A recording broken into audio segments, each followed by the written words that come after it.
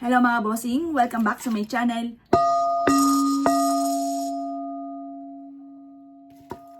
Dahil nga po mga bossing ko ay January ng 2025 at malapit na rin ang Chinese New Year mga bossing ko. Sa January 29 mga bossing ko ay mainam na subukan nyo po itong gawin. Pero bago sumapit po yan mga bossing ko, ang tanong ko sa inyo, kayo po ba ay masipag at matyaga at parang sa ulat-wala ang inyong pagiging masipag at matyaga?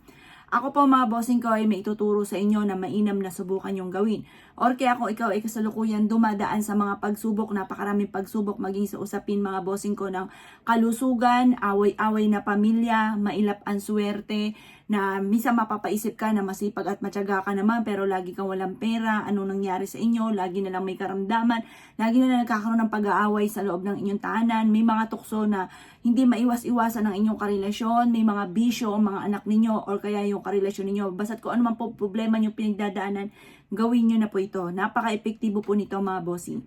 Ito ay napakasimple at napaka-epektibong pamamaraan. Kung napakarami mong problema pinagdadaanan, bukod sa panalangin ng taimtim mga bossing ko, at bukod po mga bossing ko, kung ikaw po may problema sa pera, bukod sa pagiging masipag at matyaga, subukan nyo po ito. Kailangan lamang po natin na magpausok mga bossing ko ng dahon ng laurel. Alam nyo po ba na ang dahon ng laurel ay isa sa mga pinaka-powerful na nag-aalis ng mga kamalasan? Ito po ay ginagamit talaga siya sa mga pagluluto para mas lalong sumarap ang ating adobo at iba pang mga lutuin. Pero siya po mga bossing ko ay isa rin sa pinaka-powerful na nagtataboy ng mga bad spirit. Maaaring marami ng mga bad spirit sa loob ng inyong puntahanan, maging sa kwarto kung saan natutulog, na siyang hindi makapag-isip ng tama. Parang imbis po na swerte ang dumarating ay mga pagtatalo lagi nagaganap sa mag-asawa or basta sa loob ng tahanan na madalas na nagkakaroon ng pagtatalo, malas po yan. Lalo na ngayon, di ba kakapasok lamang po mga bossing ko ng taon ng 2025, January pa lamang po ngayon.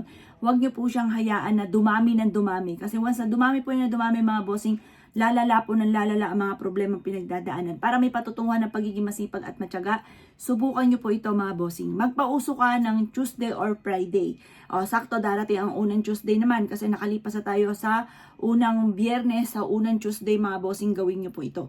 Pero kapag napanood nyo po ito kahit wala pang Tuesday, gawin nyo na siya. Lalo na kung ikaw ay isa sa mga natukoy ko yung mga problema, pera, kalusugan, away-away na pamilya, mailap ang swerte mga bossing. Subukan nyo na po ito mga bossing. Ngayon habang kayo nagpapausok nito, pero asahan nyo hindi siya magtutuloy-tuloy. Minsan kasi nag-o-off siya kaagad. Di kapag po ganon, huwag kayong mag-alala, sindihan nyo lang po muli. Kaya dapat may katabi kang kandila, tapos tweezer, or kaya tiyan na panghawak dito para hindi ka mapasok. Pagtapos, habang yung usok kasi nito, kakalat po yan sa loob ng bahay, maaamoy po yan mga bossing.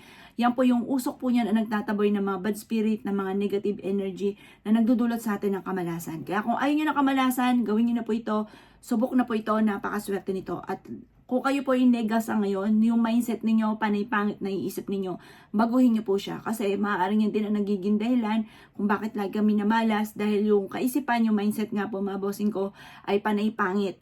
Kapag pangit ang iniisip mo, wala kang pera, tapos yung mga bayarin mo na susunod, bukod sa pagtitipid mo na mga bossing, kasi baka hindi mo iniisip yung bayarin mo, ikaw na lang ay magugulat dahil hindi ka nakapag-ipon. Bukod po sa pag-iipon ninyo mga bossing ko, yung mindset po ninyo kailangan, ay wala yan, maraming perang darating sa akin. Huwag nyo siyang ipe-pressure kasi once na pressure ka, lalong titindi, hindi ka makakabayad.